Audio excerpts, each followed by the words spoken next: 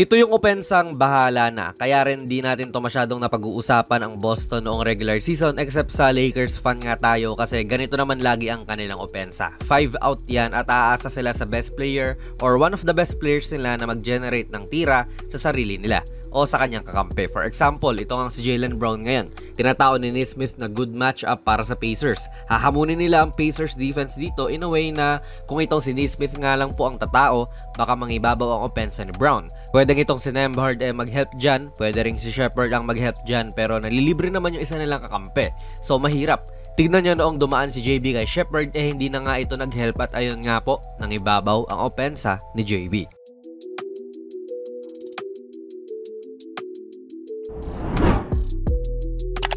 Again, ganyan dito mga idol, si McDermott naman ang tumatao kay Tatum and ayun, pinapahirapan ka talaga mag-help ng ganitong klaseng offense at pinipilit ka na maglaro ng magandang one-on-one defense. Dito tumesting si Pascal na mag-help pero noong hindi tumuloy si JT, umalis din siya dyan kasi may tao siya. Kailangan niyang intindihin si Derrick White sa corner at tirador din yan. And saka umatake itong si Tatum nung lumayo na siya.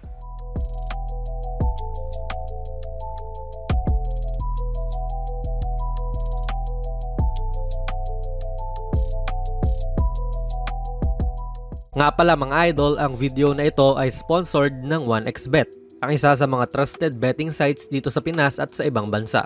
Kung gusto nyo mag-register, i-click nyo lang po ang link sa ating pinned comment sa baba at ganun din sa ating description box. I-type nyo na rin ang ating promo code na JonasPB at maaari kang makakuha ng up to 12,000 pesos na bonus points sa inyong unang deposit. Maaari kang mag-bet sa mga sporting events like NBA, UFC, Wimbledon at marami pa pong ibang sports. Siguraduhin lang syempre na maging responsable sa inyong pag-bet.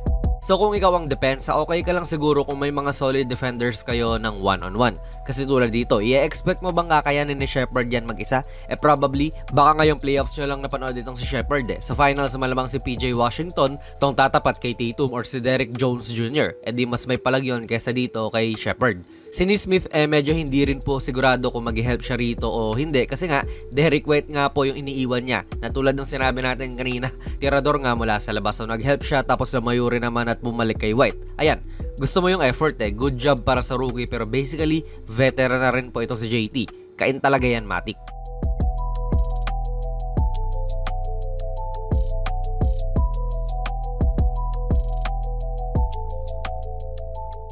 This time si Pascal naman yung tao ni JT and kita nyo andito si Toppin na nag-aabang sa kanya sa loob. And 5 out nga po ang opensa na ito mga idol, lahat nasa labas. Kaya risky rin po itong ginawa ni Toppin and look, ang layo-layo na niya kay Brown. So ayan nga rin po ang challenge. Mag-help ka para i-cover si Tatum pero naiiwan mo naman yung tao mo na desente mula sa labas. Good shot ang na-produce mula dyan malamang.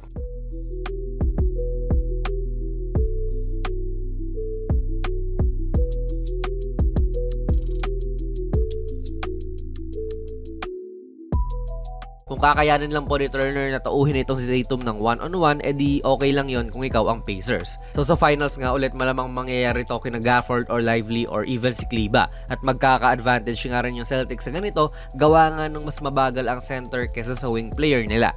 Mapapahelp ka na lang din talaga kapag ganitong may disadvantage ka. Nag-help si McConnell at tignan nyo, nawala dun sa right wing yung tao niya. Andito na kasi sa ilalim.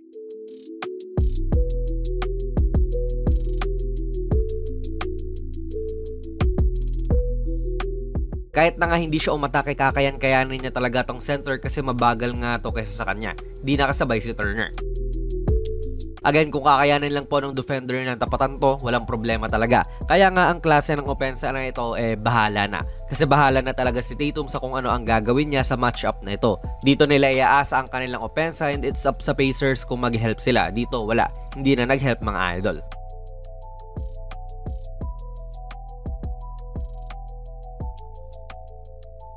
Sa pag-atake naman ni Brown mga idol, kita nyo nag-converge nga ang depensa kay Brown gawa nga nung mismatch kay Turner ito. And kita nyo yung nangyayari, may nalilibre talaga dahil sa 5-out offense.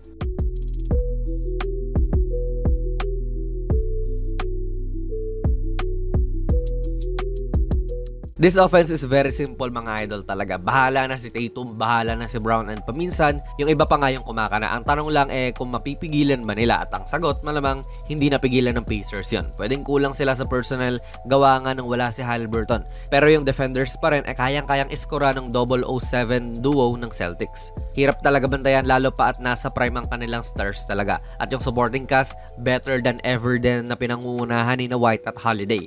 Ano po ang masasabi niyo sa video natin ngayon? Ilagay niyo lang po ang inyong mga komento sa ating comment section sa baba. Plug na rin natin ang ating very first merch mga idol. Ako ang nag-design nitong mala vintage na Kobe shirt. $6.89 lang yan at ayan po ang nilalaman kapag bumili ka. PM lang kayo sa ating Facebook page. Pwede rin kayo mag-check out sa TikTok shop. Kung nagustuhan nyo po ang ating video ay pipindot na lang idol ng like button, mag-subscribe ka na rin sa ating channel at ako nga pala si Jonas PB and as always, hanggang sa muli.